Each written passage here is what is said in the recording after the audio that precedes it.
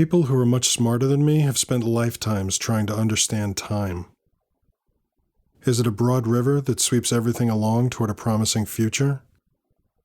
Is it a jailer who holds us in the present while the moments of our lives are paroled to the past? Or is it just the interval between hyperfine ground states of cesium atoms? I'm not a scientist or a poet. To me, time is a rubber doormat. The kind that's covered with 1,000 little nipples that scrape the dirt off your shoes and tickle your bare feet. It stretches and folds, and is generally taken for granted until you feel that tickle under your toes. I don't have the luxury of taking time for granted. I feel it every moment of my life. A nagging itch in the back of my mind that I rarely get to scratch. I looked at the two men sitting in the limousine with me and wondered if they ever felt that itch. Probably not. One of them sat with his hands tied behind his back, blood trickling from one nostril. Opposite him was another man who was better dressed and in far more danger. He was holding a piece of folded paper out in front of him. The paper dropped to the floor of the car as the man holding it turned to me, disoriented. I retrieved the paper and tucked it into the lapel pocket of his jacket. Then I looked him in the eye, my face inches from his, and said, "This is not a negotiation. I can alter the path before you in ways you cannot imagine." His body remained rigid as his glance darted back and forth from me to the hog-tied man in the other seat. Behind his eyes was the unmistakable spark of fear.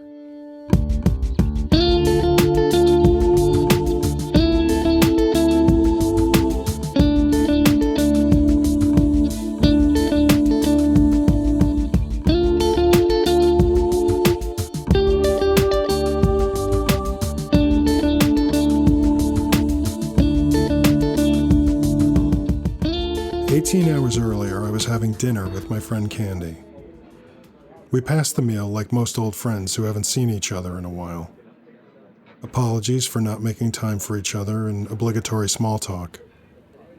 Catching up on the more interesting details of time spent apart. Occasionally, stumbling into things better left alone. So, are you seeing anyone? Nothing serious. It's never serious with you, is it? You're in a serious relationship. How's that working out for you? She kicked me under the table. I put down my fork and waited patiently for her to realize that continuing this conversation was a mistake. Fine, she finally said, rolling her eyes. Candy tapped the screen of her phone a couple of times, and then I heard a chime from inside my messenger bag. I pulled my tablet out of my bag and opened the documents she'd sent. That's everything I could find on short notice. It's more than enough, I said, quickly swiping through the documents. I've got one other thing for you. She laid her resume on the table facing me. Do you know anyone who could use a writer or a researcher? Not really. Life as a stripper turned feminist sex blogger not working out? It's working out great. It just doesn't pay enough. If you can think of anyone who could use me, I'd appreciate it if you pass along my resume. Candy slung her bag over her shoulder as she got up. I know, it's unlikely, but I figured it couldn't hurt. You couldn't just email it to me with everything else? I asked, pointing at the tablet. Actually, no. My cloud storage is all screwed up. At the moment, I only have hard copies. Just keep your eyes open for me. I don't want to spend the rest of my life serving drinks in hooker pumps. Speaking of which, I'm late for work. She pecked me on the cheek and left the restaurant. I skimmed the page. Resumes irritate me. There's nothing as creepy as reducing a person's value down to one typewritten page. I used my tablet's camera to take a picture of the resume so I could email it if needed. The circles I run in don't usually include people hiring Columbia graduates, but stranger things have happened. I folded the resume into my pocket and picked at my dessert while scanning through the information Candy dug up on a tech CEO named Vincent Marshall. Magazine profiles on corporate officers, financial records, even intercepted emails and chat logs. Candy really had a gift for research. Plenty of interesting material, but nothing unexpected considering the man in question. I was nibbling on the last of my baklava when I received a text. Around the corner was all it said. Samantha, couldn't you let me finish my coffee? Double parked on Christopher Street was a stretch limousine. As I walked toward it, a driver with powerfully built arms and a head that sank into his shoulders got out and opened the rear passenger door. Sitting inside was a man with a golf tan and a perfectly sculpted helmet of salt and pepper gray hair. I slipped inside and the door closed behind me. Samantha sat opposite us. Over her shoulder, I could see the driver return to his seat, watching me very intently in the rearview mirror. The golf tan gave me a brilliant smile as he tilted his phone so I could see the time on the screen. You're late, Mr. Remaker. It's Remaker. Samantha spoke up, trying to move things along. Ryan, this is Vincent. I know who he is. How can I help you, Mr. Marshall? You have another under-the-table payment that needs delivering? His smile remained warm and meaningless, but his eyes cooled with the precision of a politician addressing a reporter. The links of his Rolex band jingled as he dropped his hand onto his knee. You think you know me because of what you read in the papers? I know about the 24-year-old woman living in your vacation condo. I know about the DUI that you were never charged with in Connecticut. The blackjack dealer who wound up in the hospital after your last trip to Vegas. And I know the exact dosage of your Viagra prescription. His smile retreated to a polite grin, and he nodded gently as though he wasn't surprised. In truth, I'd never heard of Vincent Marshall before yesterday, and I would have remained happily ignorant of his existence if Samantha hadn't insisted I take this meeting. But even so, I knew him. The subtle difference between wealth and power was lost on men like him. Men who believe themselves to be warriors of the modern age despite their well-manicured hands and perfectly shined shoes. Completely oblivious to the currents of real power that flow through the city. Men who pretend to be genuine and grounded, hoping no one notices how much contempt they have for everyone around them. So yes, I knew him. Well enough not to be impressed by a patronizing smile. I know you have a problem, Mr. Marshall. A problem too embarrassing to solve on your own, otherwise we wouldn't even be talking. What I don't know is whether or not it's worth my time to get involved. Samantha tells me I can trust you. She can trust me. Marshall looked at Samantha and she gave him a reassuring look. I had a meeting with an employee yesterday afternoon. After she left my office, I noticed something was missing. I want it back. What did she take? A framed Mickey Mantle rookie card. I glanced from Marshall to Samantha several times. Seriously? It has sentimental value, he said, jingling the links of his watch band again. I had a hard time believing Marshall capable of much sentiment, and someone with his wealth wouldn't have any problem replacing a sports collectible. But pressing for details would have been wasted effort. Marshall shifted in his seat, winced, and placed a hand on his abdomen. He reached into a compartment under the limo's minibar, came up with 2 Advil and swallowed them dry. Probably a groin pull earned by a hard day on the squash court. How do you know this employee took it? She was upset when she left. He gave me a look of finality.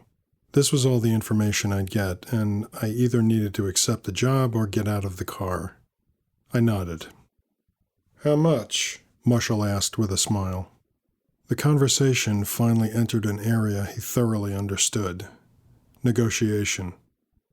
I named a figure that was just big enough to raise his eyebrow, but not so large that he felt the need to argue. 10% up front, the rest on delivery, and a favor to be named later, I added. I don't carry that much in cash, he said, handing me an envelope. This will have to do. There was a wad of cash in it and a folded piece of paper that appeared to be a photocopy of a personnel file. It had the Marshall Incorporated logo at the top of the page and listed the phone number and address as well as other biographical information for a woman named Doris Wagner. Marshall nodded at his driver in the rearview mirror. A minute later, the door next to me opened from the outside. I followed Samantha out of the car, and as I was straightening up, the driver put his hand on my chest and forced me back against the car. Next time we see you, You really should try and be more polite. He held me there for a moment, then stepped away. Samantha fell in step beside me as I walked in the direction of the subway. The driver watched us go with a scowl. That was interesting. Do you always treat potential clients that way? Not always, but often. So how did you meet this one? He hired me to plan his last corporate event, She said as the cool October wind played with her perfectly coiffed hair. He's considering booking me for a whole calendar of events, and his connections have brought me other jobs. And now he's got you doing his dirty laundry? No, you are doing his laundry, She said, pinching the back of my arm. I just made the introductions. If I'd known you were such a smug bastard when you negotiate, I might have thought better of it. Please try and be civil when you deliver his property. I'll do my best. I tucked the envelope full of cash into my pocket, and I felt Candy's resume there. You don't know anyone looking for a writer, do you? She raised her eyebrows at me. I have a friend who's looking for work. Sorry, sweetie. I've only got room in my life for one charity case right now, and you're it. She smiled at me, but it faded when I didn't take the bait. I can't think of anyone who's hiring right now, but I'll ask around. Don't hold your breath. Job market is terrible right now. We walked in silence for a few blocks until we reached the subway entrance. I said goodnight and turned to the stairs. I felt her hand slip around my arm, turning me back to face her. She gave me an appraising look. I've got to ask one question. How did you know about the Viagra? A middle-aged man with a girlfriend in her 20s, of course he's taking Viagra. Now, if you'll excuse me, I need to get some sleep. Tomorrow I've got to stalk a woman whose only crime was working for a complete asshole. I went home, poured myself a glass of bourbon, and drank my way through a few chapters of American Gods before falling asleep. The following morning, I stood on 55th Street in Brooklyn, taking photos of a flowering plant that had managed to sprout through a crack in the sidewalk. Across the street was the entrance to Doris Wagner's building. I spent the subway ride to Brooklyn studying the picture that Marshall had given me. Her hair was pulled back in a tight ponytail, but the shade was difficult to judge in the grainy black and white photo. There was a small dot just below and to the left of her lower lip that could have been a birthmark or a smudge. I spent more time than was reasonable photographing the sidewalk growth and was considering moving closer to Doris's building when a woman emerged from the front door. At first, I thought this woman, in decidedly non-corporate attire, must have been Doris's roommate. I racked the zoom on my camera and snapped a photo of her face, then turned away, hiding the camera against my chest. The image that came up on the camera's LCD screen was very familiar. The eyes, the rounded cheeks that softened her high cheekbones, and her nose were clearly Doris Wagner's. I looked up at the storefront window that reflected the opposite side of the street and watched Doris descend the stairs to the sidewalk.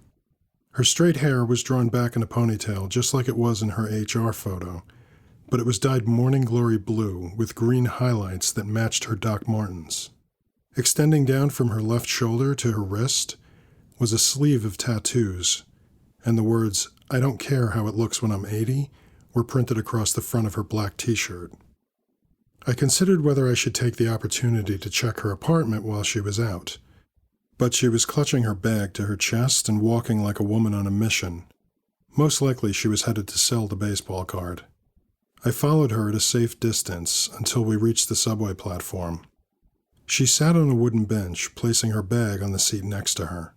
I stopped a dozen yards away and leaned against one of the steel support beams along the edge of the platform. It would be too obvious to lift anything from her bag while she was sitting there. Better to wait until she was boarding the train.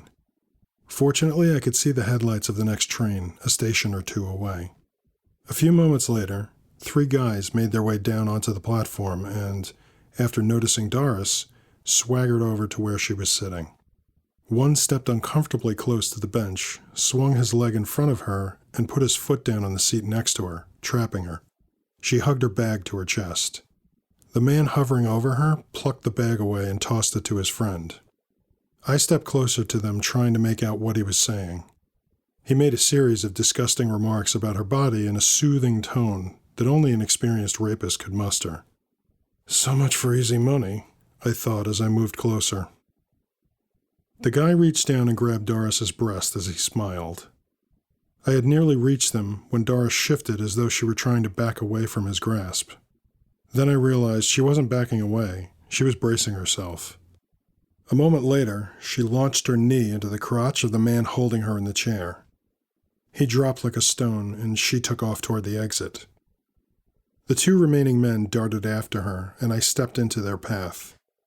As they passed me, I tripped the first one and drove my shoulder into the second, knocking him off balance and nearly spilling him off the platform onto the tracks. A pair of hands grabbed me from behind and flung me against the concrete wall. I watched Doris hauling ass down the platform. The noise from the approaching train grew louder. The kids shoved me again. My head connected with the wall and blackness started to creep in around the edges of my vision. My knees buckled and I slid down the wall. I felt a boot connect with my ribs, and needles of pain shot through my chest. Another boot connected with my head. Darkness. I couldn't see or feel anything for a few moments. Even the annoying itch of time was momentarily gone, just the sound of my pounding heart echoing through my ears. I held off the panic long enough for the world to start swimming back into view. Then the noise of the train entering the station drowned out the angry voices above me. Another kick to my head, and my forehead felt wet. I instinctively put a hand up to my head, and it came away with a streak of blood on it. Finally, I felt the rubbery nippled surface of time itching the back of my mind again. I grabbed hold of it like you grab a resurfaced memory of a lost set of car keys. Slowly I pulled it, stretching it out until I thought the tension would fling my brain right out of my skull.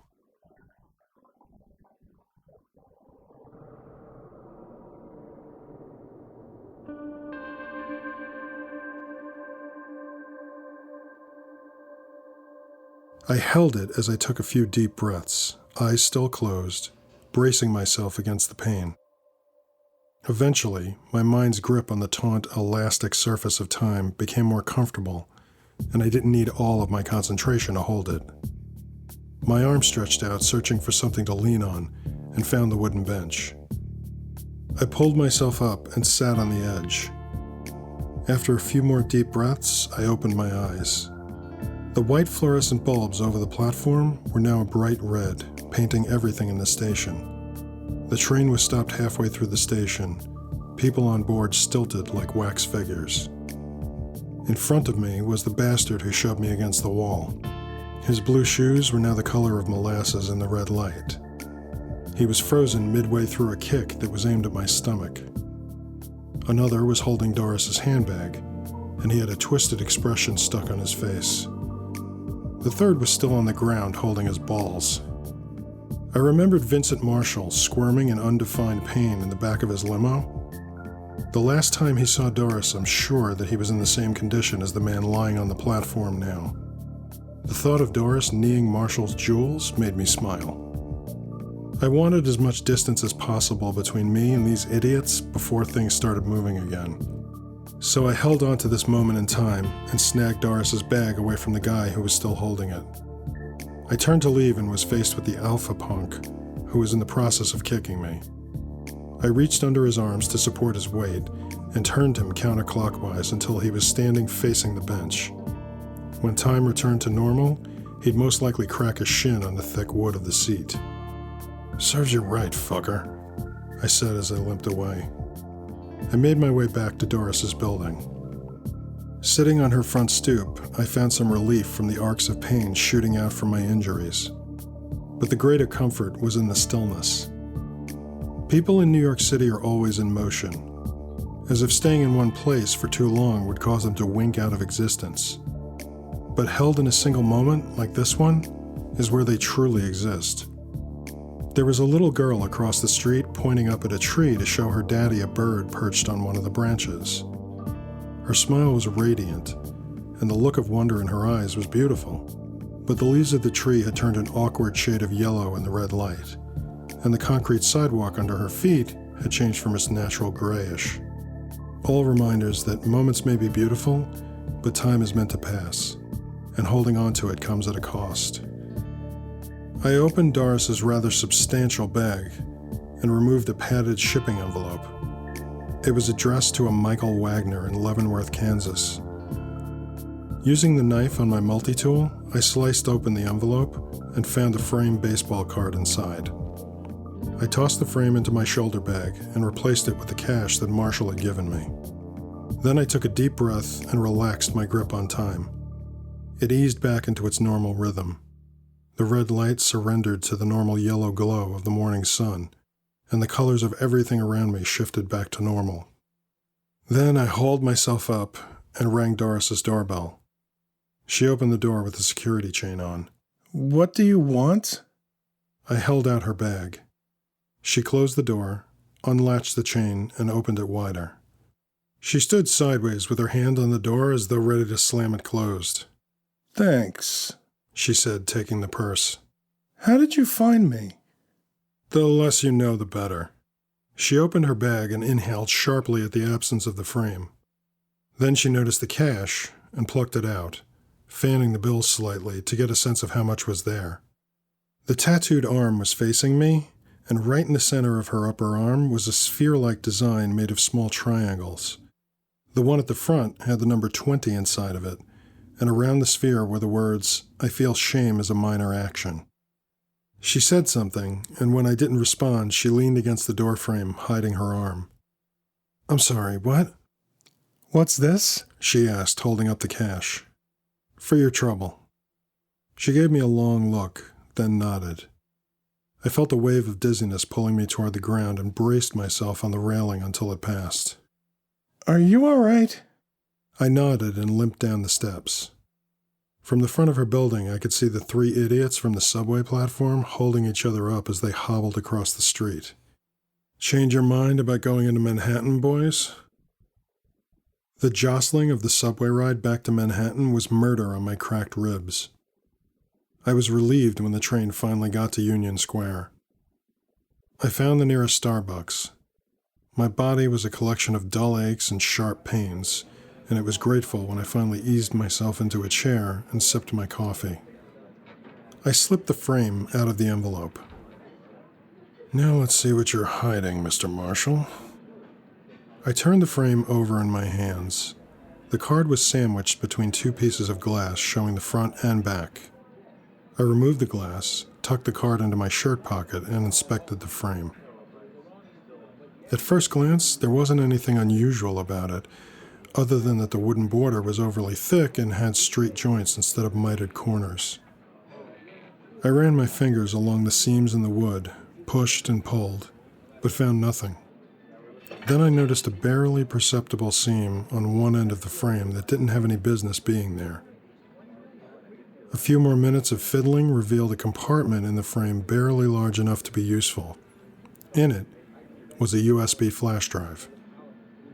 I love it when people assume I'm an idiot. The drive had a logo embossed into the plastic, but it wasn't the logo of Marshall's company. It was most likely a security token used to access a numbered bank account in Zurich or the Cayman Islands. I tucked the drive into my pocket, and I sent a text to Marshall telling him I had his property. 2 cups of coffee later, a Lincoln Town car pulled up and double parked in front of the place. I got in and sat opposite him. "You look like hell." "Do you really care?" I asked, pulling the thumb drive out of my pocket and tossing it to him. He handed me an envelope fat with cash without even asking about the missing baseball card. Then I handed him Candy's resume. "What's this?" "My favor," I said as he unfolded and skimmed the page. "Safe to say, Miss Wagner won't be returning to work, which leaves you an entry-level position in your company." I nodded at the resume. "She needs a job. She's smart, hardworking, and she deserves a break. Unfortunately, she's going to have to settle for you.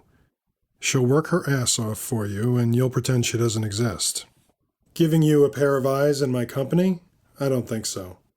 "You and your company are no longer of any use to me, Mr. Marshall," I said, taking the envelope full of cash and putting it into my pocket. He shook his head, refolding the paper, and held it out to me. The car stopped at a traffic light, and for a moment there was just the 4 of us.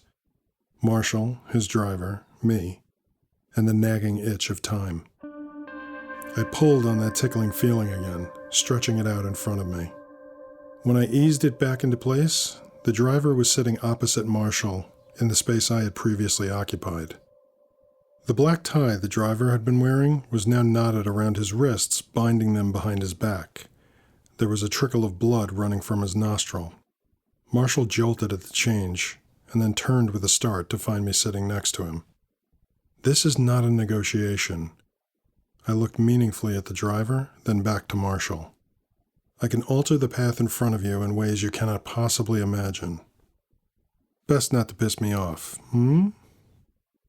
I got out of the car just as the traffic light turned green, and people honked their disapproval at the limo. I needed to get someplace where my body could heal. I hobbled down 34th Street toward the Empire State Building and got online to buy a ticket for the observation deck. Later in the evening, standing in front of a familiar apartment door, I could still feel the tingling in my ribs and the tightness in my cheek where the freshly healed cut was. The door opened, revealing Samantha. She was wearing a pair of sweatpants that clung tenuously to her hips, and one of the spaghetti straps of her top had slipped off of her shoulder. She pushed her long jet black hair out of her eyes, and it spilled down her back. You got through this one without any bloodshed? I raised an eyebrow at her. She nodded. Yeah, my fault for asking a direct question. She opened the door wider and motioned me inside.